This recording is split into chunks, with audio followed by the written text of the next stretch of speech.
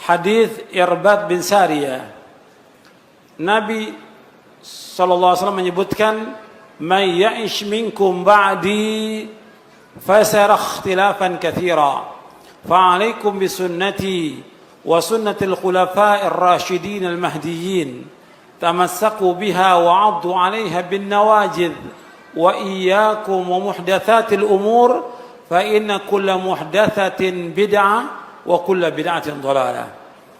Kata Rasulullah SAW, barang siapa yang hidup sesudah wafatku akan melihat perselisihan yang banyak, perpecahan yang banyak di tengah-tengah umat Islam. Nabi kemudian SAW memberikan solusi kepada kita, hendaklah kalian berpegang kepada sunnahku dan sunnah para khalifahku yang terpimpin dan lurus. Peganglah erat-erat dan gigitlah dengan geraham kalian. Peganglah erat-erat dan gigitlah dengan geraham kalian. Dan jauhkan dari kalian setiap perkara-perkara yang baru, karena setiap yang baru adalah bid'ah dan setiap bid'ah adalah sesat. Antum perhatikan dalam hadis ini. Tolong perhatikan. Tolong dengarkan, jangan berbicara, jangan ngobrol, supaya antum dapat manfaat. Tolong dengarkan baik-baik. Nabi menyebutkan dalam hadis ini bahwa di tengah-tengah umat ini akan terjadi perpecahan, akan terjadi perselisihan di tengah kaum muslimin. Yang sudah Nabi sabdakan SAW bahwa umat Islam akan terpecah menjadi berapa? 73 golongan, 72 masuk neraka, 1 yang masuk surga. Nabi menjelaskan, satu yang masuk surga ini adalah kalian berpegang kepada sunnahku dan para sunnah khalifahku yang terpimpin dan lurus. Jadi harus kita berpegang teguh kepada Quran dan sunnah ala fahmi salaf. Wajib kita berpegang teguh kepada Al-Quran wa sunnah ala fahmi salaf sampai kita diwafatkan oleh Allah. Kemudian Nabi bukan hanya mengatakan demikian aja. Kata Nabi, tamassaku biha wa 'addu 'alaiha bin nawajidh. Pegang erat-erat dan gigit dengan geraham kalian. Artinya untuk berpegang teguh kepada sunnah Nabi dan sunnah khulafa'ur rasyidin, berpegang teguh kepada manhaj salaf, ini perjuangannya berat. Karena apa? Fitnah syahwat dan fitnah syubhat luar biasa. Dan fitnah luar biasa. Orang untuk memajak kita, setan membawa kita kepada perbuatan apa? Perbuatan syirik lagi, perbuatan bid'ah lagi dan lainnya. Kemudian Nabi lanjutkan lagi, perhatikan ini. Untuk tetap berpegang teguh kepada Quran wa sunnah fahmi salaf, dia wajib menjauhkan bid'ah. Enggak mungkin dia akan bisa berpegang teguh kepada Quran wa sunnah fahmi salaf kalau dia tidak menjauhkan perbuatan bid'ah. Maka Nabi lanjutkan, wa iyyakum wa muhdatsatil umur, fa inna kulla muhdatsatin bid'ah wa kulla bid'atin dhalalah. Jauhkan dari kalian dari setiap perkara-perkara yang baru dalam agama. Karena setiap perkara yang baru dalam agama adalah bid'ah dan setiap bid'ah adalah sesat. Dalam Islam enggak ada bid'ah hasanah, tidak ada.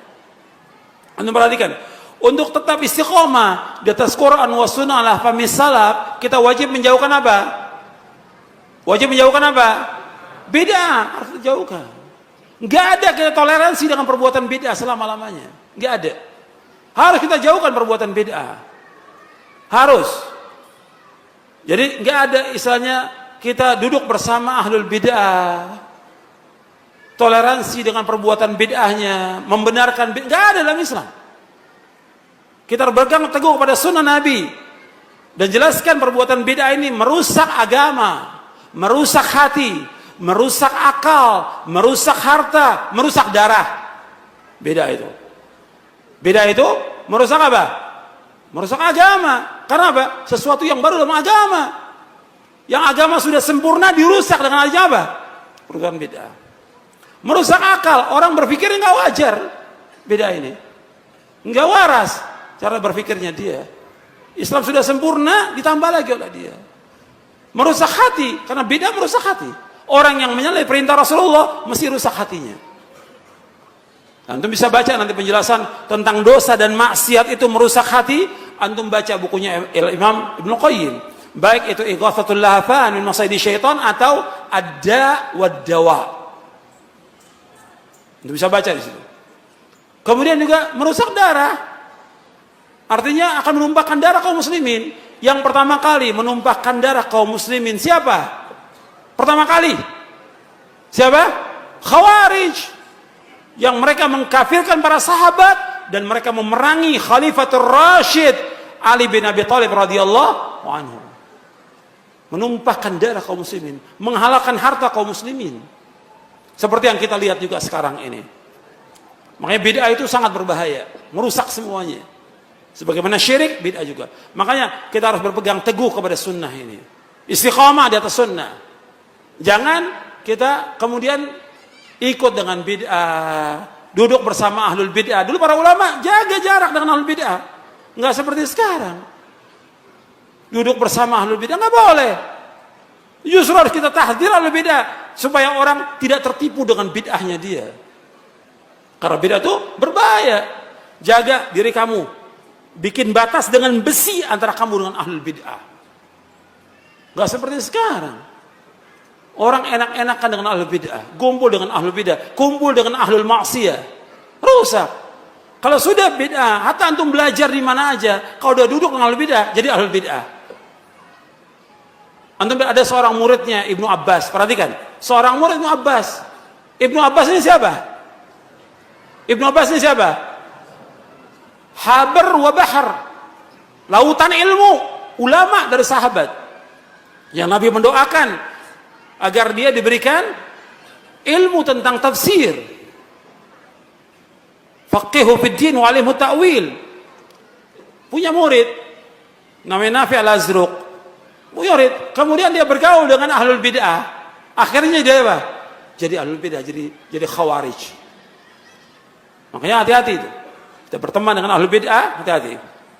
Makanya kita harus istiqamah di atas sunnah Nabi SAW. Kemudian juga istiqamah kita dalam menuntut ilmu syar'i dan mengamalkannya. Antum juga ilmu syar'i ini penting. Wajib kita tuntut sampai kita diwafatkan oleh Allah. Nggak ada istilah berhenti. Berhenti nuntut ilmu nggak ada. Nggak ada berhenti nuntut ilmu. Sebagaimana nggak ada kita berhenti sholat. Kita mau istirahat dulu sholat. Berhenti dulu. Ada nggak? Nggak ada. Kecuali perempuan yang haid atau perempuan nifas. Nggak ada istilah berhenti. Nuntut ilmu ibadah bukan? Ibadah. Kalau ibadah sampai kapan? Sampai mati. Allah berfirman, wa'bud rabbaka hatta ya'tiyakal yakin. Beribadah kepada Allah sampai datang al-yakin, yaitu al-maut. Terus, nggak boleh berhenti. Nggak ada dalam Islam itu istilah berhenti, nggak ada. Kalau orang kerja berhenti, pensiun ada. Tapi ibadah kepada Allah nggak ada berhenti sampai mati.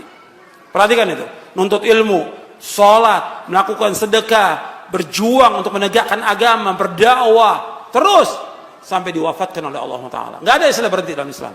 Nggak ada.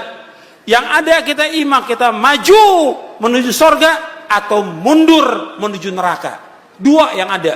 Maju menuju surga atau mundur menuju neraka. Dijelaskan oleh Al-Imam Ibnu Qayyim dalam kitab Madarij Salikin, dalam Islam nggak ada istilah berhenti. Nggak ada. Sekarang saya mau tanya kepada antum. Alam semesta ini, tata surya, berhenti atau berjalan dia? Berjalan. Ketika dia berhenti, terjadi apa? Kiamat. Nggak ada berhenti. Semua matahari berjalan, bintang berjalan, semua tata, nggak ada istilah berhenti. Ketika berhenti, terjadi kiamat. Bagi juga kita ibadah kepada Allah, nggak ada berhenti. Sampai kita diwafatkan Allah. Istiqamah di atas manhaj yang hak. Sampai kita diwafatkan Allah. Nggak ada istilah berhenti, nggak ada. Jelas ya? Jelas. Kemudian, yang kita inginkan, yang kita cari dalam hidup ini, yaitu husnul khatimah. Itu perhatikan tuh. Itu paling penting dalam hidup ini, husnul khatimah. Semua orang cari husnul khatimah. Akhir kehidupan yang baik. Tentunya akhir kehidupan yang baik tergantung dari awalnya kita. Akhir kehidupan yang baik tergantung dari awalnya kita. Kalau kita awalnya terus taat kepada Allah, terus dalam ketaatan, menjauhkan maksiat, insya Allah akhirnya juga baik. Amal itu tergantung daripada akhirnya, bukan awalnya. Nabi bersabda SAW dalam hadis yang sahih dari Imam Bukhari, innamal a'malu bil khawatim. Sesungguhnya amal tergantung daripada apa? Akhirnya. Amal tergantung dari akhirnya. Ini hadis sahih dari Bukhari. Nah sekarang ada orang yang tadinya taat, kemudian maksiat, kemudian taat, kemudian maksiat, meninggal dalam maksiat. Ada nggak yang seperti itu? Ada, banyak. Banyak.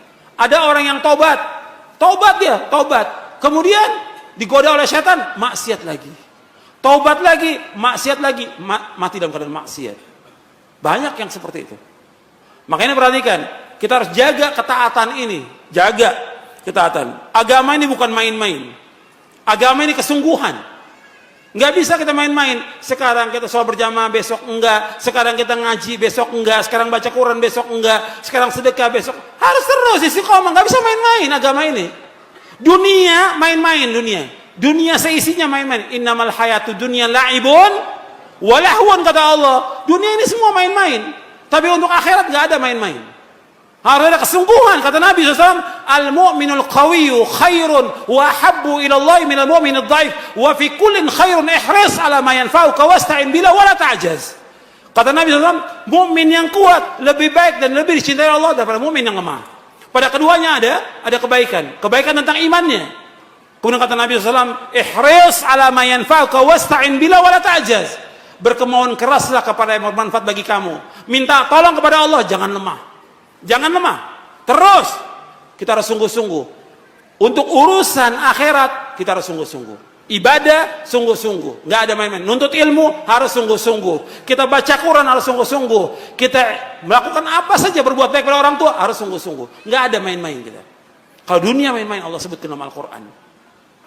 Jangan dicampur. Dicampur. Ini ibadah dicampur dengan main-main. Nggak bisa. Nggak boleh dalam Islam. Harus ada kesungguhan dalam kita ibadah kepada Allah Taala, supaya kita diwafatkan dalam keadaan apa? Husnul khatimah. Sekarang kita berdoa, tiap hari kita berdoa, ya muqallibal qulub tsabbit qalbi ala diri. Tapi kita nggak istiqomah dalam ketaatan, ya nggak bisa doa itu. Sama seperti kita minta, Allahumma inni as'aluka ilman nafi'. Allah, ya Allah, mohon kepada Engkau ilmu yang bermanfaat, wa rizqan thayyiban wa amalan mutaqabbala. Kita minta tiap hari ilmu yang bermanfaat, rezeki yang halal, amal yang terima. Tapi kita nggak nuntut ilmu, dapat nggak ilmu? Tiap hari pada subuh minta ilmu yang bermanfaat, tapi nggak pernah datang ke majelis ilmu, nggak pernah duduk ngaji dengan kitab yang benar, nggak pernah duduk. Gimana dapat ilmu yang bermanfaat? Nggak mungkin. Sama seperti kita berdoa, ya muqallibal qulub tsabbit qalbi ala dinik. Ya Allah, yang membolak-balik tetapkan hati aku. Tetap kita harus berusaha bagaimana untuk istiqamah di atas jalan yang hak ini. Sampai kita. Dan ini perhatikan bahwasanya al-khawatim, perhatikan kata Imam Ibn Rajab Al-Hambali dalam kitabnya Jami' Ulumul Hikam, bahwa al-khawatim mirath as-sawabiq. Perhatikan tuh. Al-khawatim mirath as-sawabiq. Akhir kehidupan seorang itu warisan yang terdahulu. Kalau terdahulunya dia awalnya baik, terus istiqomah baik, insya Allah akhirnya baik dia. Tapi kalau awalnya jelek, ya seperti tadi main-main, entar sholat, entar enggak, entar nuntut ilmu, entar enggak, entar taat, entar maksiat, terus bukan mustahil akhirnya dalam keadaan maksiat. Makanya perhatikan tuh, para ulama terdahulu, perhatikan, para ulama terdahulu takut kalau disebutkan maksiatnya. Para ulama takut. Kenapa? Takut Allah tutup dia di akhir hidupnya dalam keadaan berbuat maksiat seperti yang dulu dilakukan, meskipun dia sudah tobat. Takut. Kalau sekarang orang apa? Bangga. Bangga dengan maksiat. Disebut lagi mantan penyanyi, mantan pemusik, mantan pelawak, apalagi mantan pendeta. Kok bangga? Kebodohan ini, kebodohan. Para ulama dulu takut disebutkan maksiat yang dulu. Karena apa? Takut termasuk mujahirin, membangga-banggakan terhadap dosa yang pernah dilakukan. Kata Nabi, kullu ummati mu'afan illal mujahirin. Bahwa umatku semua dosanya akan diampun kecuali orang yang mujahir. Mujahir menampakkan yang Allah sudah tutup dosanya. Dia jelaskan lagi, dulu saya pernah berbuat maksiat begini. Dulu saya penyanyi, dulu saya pemusik, dulu saya pendeta. Sudah yang dulu jangan disebutkan lagi. Kalau perlu nggak ada orang tahu, antara dia dengan Allah saja. Jangan dibanggakan maksiat itu. Karena apa? Khawatir akhir kehidupannya seperti itu yang dilakukan sebelumnya. Paham ya?